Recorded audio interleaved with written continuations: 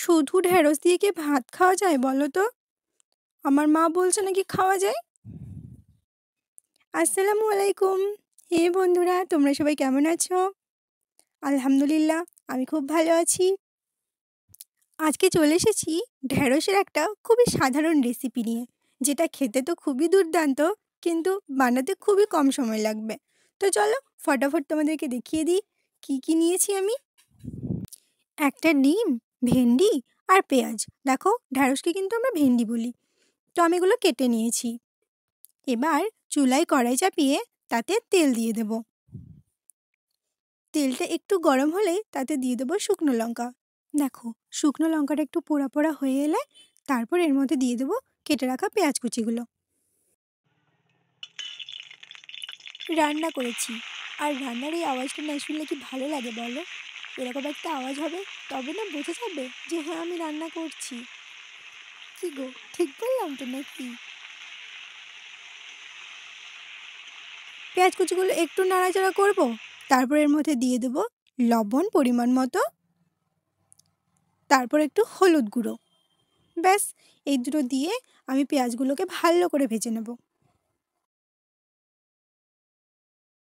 পেঁয়াজটা ভাজতে ভাজতে তোমাদের সাথে একটু গল্প করে নিই। আচ্ছা, সামনেই তো রোজা আসছে, তোমরা সবাই রোজা রাখবে তো?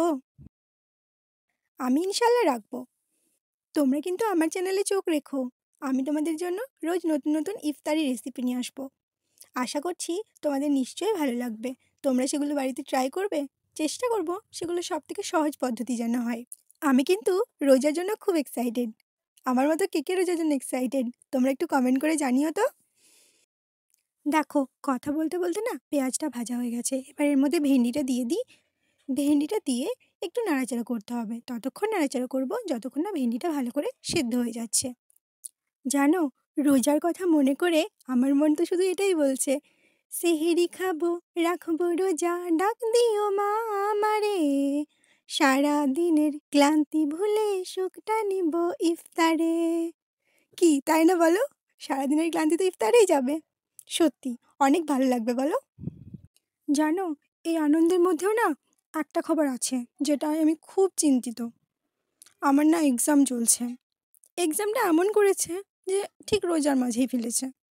যাই হোক, করতে তো হবে, রোজাটাও করতে হবে আর এদিকে এক্সামটাও দিতে হবে। ব্যাস, ওটা নিয়ে আমি একটু চিন্তিত আর কি। দেখতে দেখতে ভেন্ডিটাও সেদ্ধ হয়ে গেছে। আমি না একটু তেলের পরিমাণটা বেশিই দিয়েছি, হ্যাঁ, কারণ ডিম দেবো তো। ডিমটা দেবো তখন তেলটা পুরোটাই টেনে নেবে। যাই হোক, তো সেদ্ধ হয়ে গেছে। এবারের মধ্যে আমি ডিমটা দিয়ে দিচ্ছি। ডিমটা দেওয়ার পরে একটু এদিক ওদিক করে নাড়াচাড়া করলেই ব্যাস, ভেন্ডি ভাজি রেডি। তোমরা কিন্তু আমার চ্যানেলটা সাবস্ক্রাইব করতে ভুলে যেও না। চ্যানেলটা সাবস্ক্রাইব করে দিও আর সাথে বেল নোটিফিকেশনটাও অন করে রেখো। আমার ভেন্ডি ভাজি তো রেডি।